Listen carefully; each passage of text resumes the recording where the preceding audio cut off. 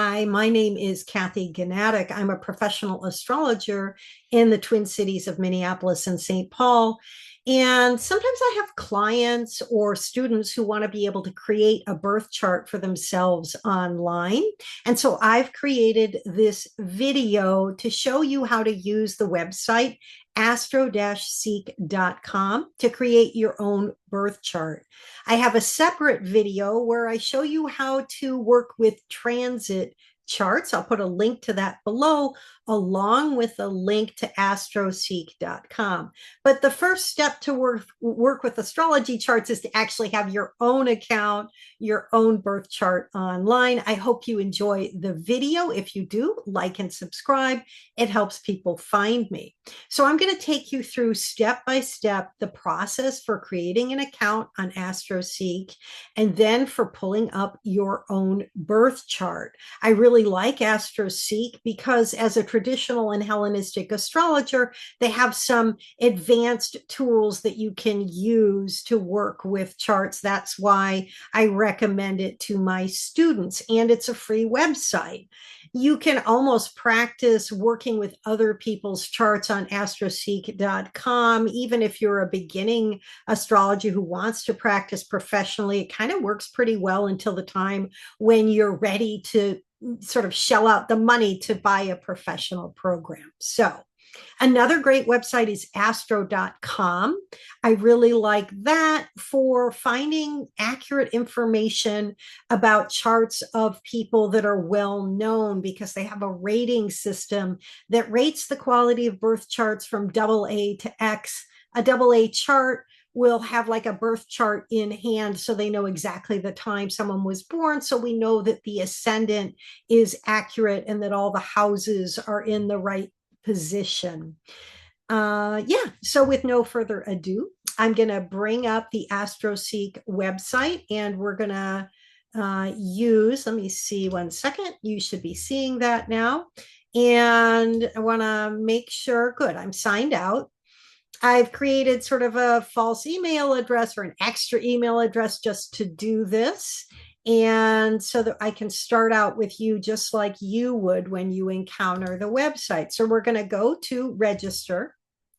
And under the login, you're going to create a nickname for yourself. I'm going to do, let me see, I've created a few of these. So I'm going to do Cathy Astrologer, and hope that that is good enough. And I'm going to create a password.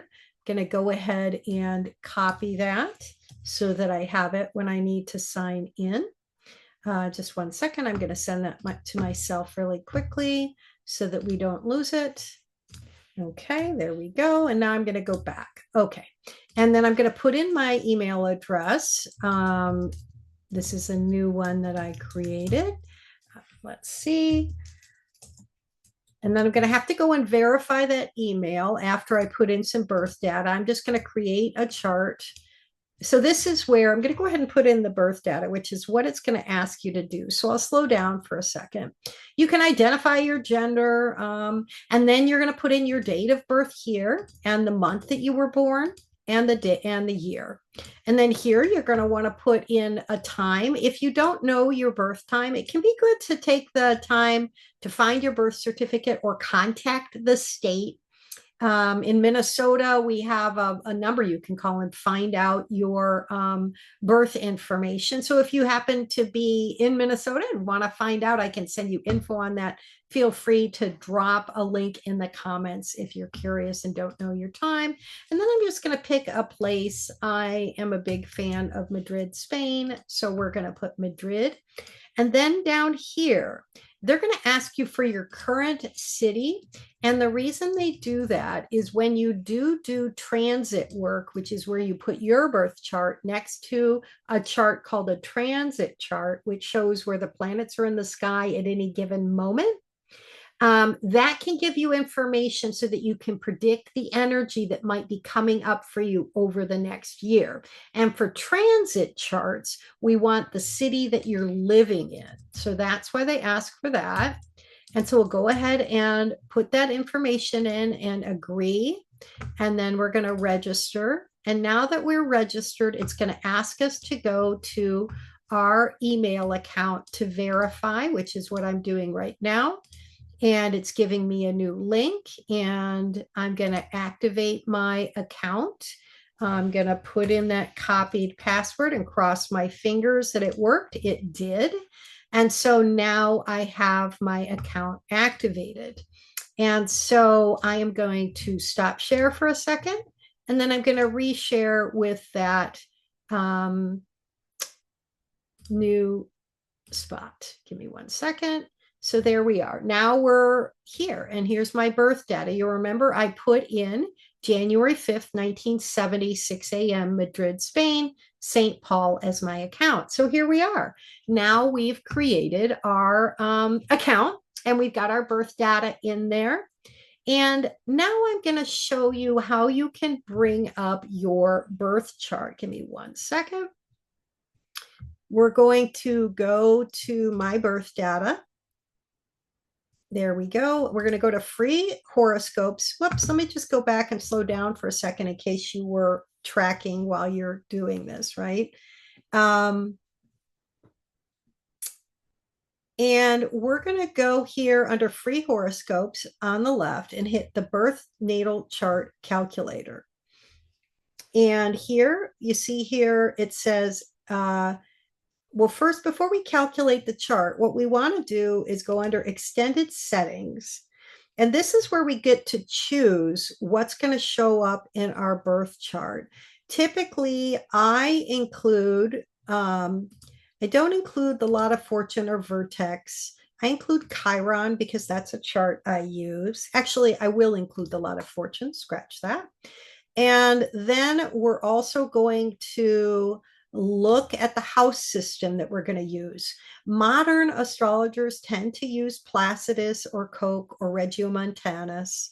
I use, because I'm a traditional and Hellenistic astrologer, I use a whole sign house system. And so we're going to do that. And then they're going to ask you what kind of orbs you want for aspects. I think you can use aspects, or the connections between different charts, or excuse me, between different planets in your chart. Just for now, why don't you use 5-degree aspects? That's going to put little lines in the chart that show you the planets that are connected to each other. And you know, astrology is an art, it's not a science. So some astrologers will, in fact, when I practice, I usually don't use the lines at all because I've gotten used to looking at a chart without lines. And when we're looking at aspects between planets, the tighter they are, the smaller the aspect orb, the more important they are. So if you've got Venus at 29 degrees Capricorn and you have Jupiter at 29 degrees Cancer, they're going to be exactly opposite. They're both at 29 degrees. But if Venus is at 27 and Jupiter is at 29, then there's a 2-degree aspect that's still pretty tight. And so it's an important aspect. But even if Venus and Jupiter are just in opposite signs, one is in Cancer and one is in Capricorn, that's still an aspect. You just don't feel it as strongly. So that's just a little tutorial on aspects that I'm throwing in there. But for now, why don't we just do 5 degrees? Because that's a pretty common distance that people might use to connect to planets. And then you can also do aspects to other points in the chart. Let's just include the ascendant and the midheaven, 2 points in your chart. And then we're not going to include any of the minor aspects. What typically the aspects that are included in a chart are the conjunction, when 2 planets are connected, the sextile, when they're 2 houses away from each other or around 60 degrees, the square, when they're 90 degrees or 3 houses away, the trine, when they're 4 houses or 120 degrees away, and the opposition, when there's 6 houses or right opposite each other in the chart or 180 degrees away. Those are the most common aspects used in astrology, and that's what's going to show up for us. So now we've gone and we've decided on all of our sort of extra information here. And we're going to go ahead and press calculate chart. And it's going to bring up this pretty picture. I love that it has me living in Spain or being born in Spain. It really is one of my favorite countries. And so voila, we have our birth chart. And in this birth chart, so what is a birth chart? It's a chart that shows the planets where they were the moment you were born. And it represents who we are, like the patterns through which we view the world, our karma, our habits, our personality. It can show everything from where we're meant to shine in the world. If we look at where the sun is in the chart, here it's in Capricorn, which is a sign that's about achievement, an earth sign. So this person's chart, I would say they're meant to shine around perhaps making money and bringing value to themselves because they have a second house sun, and that's what the second house has to do with, or what it's about. And then the sun is about our vision for life, or we're meant to shine, and so on. So there's all kinds of interpretation you can do of a birth chart. But the birth chart is really the root chart that shows who you are. And as I said, there are other charts we can look at, like a transit chart, which shows where the planets are in the sky compared to your birth chart. And when we look at where the planets are in the sky and see if they're touching other planets in our chart, that's how we do interpretation about what might be coming up for us at different moments in our life.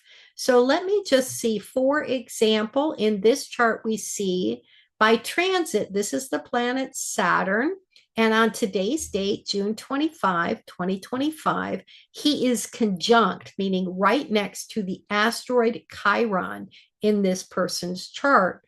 So we could say right now, this person might be going through an experience where they feel restricted or needing to be responsible about the Chiron energy. Chiron is the part of our chart that has to do with where we have our deepest wound, but where we may also heal other people. So for this person, they might be going through some energy where they're working with restrictions or difficulties around that wound. And of course, you can always get an astrology reading from myself or another astrologer to get a sense of your birth chart, as well as the transits that may be coming up. This transit chart idea, like I said, I have a link in the YouTube video where you can go to another video where I explain how to work with transit charts connected to your birth chart, and look at the dates when you may have major transits to your birth charts or to your birth planets from the outer planets. So that can be a really useful tool. But for now, let's just go back to the birth chart by itself. Give me 1 second. I'm going to go back and calculate that chart, and we'll look at it one more time.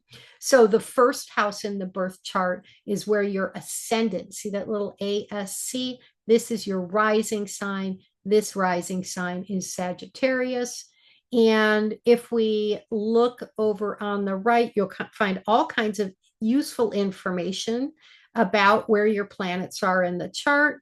Yeah, there's so much on here. I could go on and on forever, but we don't want the video to go forever. We just want to give you a basic grounding in how to find your birth chart and how to pull it up. So I hope you enjoyed the video. If you did, like and subscribe, and check out my other videos. I've got cool videos. I do a new and full moon blog where I talk about the energy of the month that's coming up for you every 2 weeks.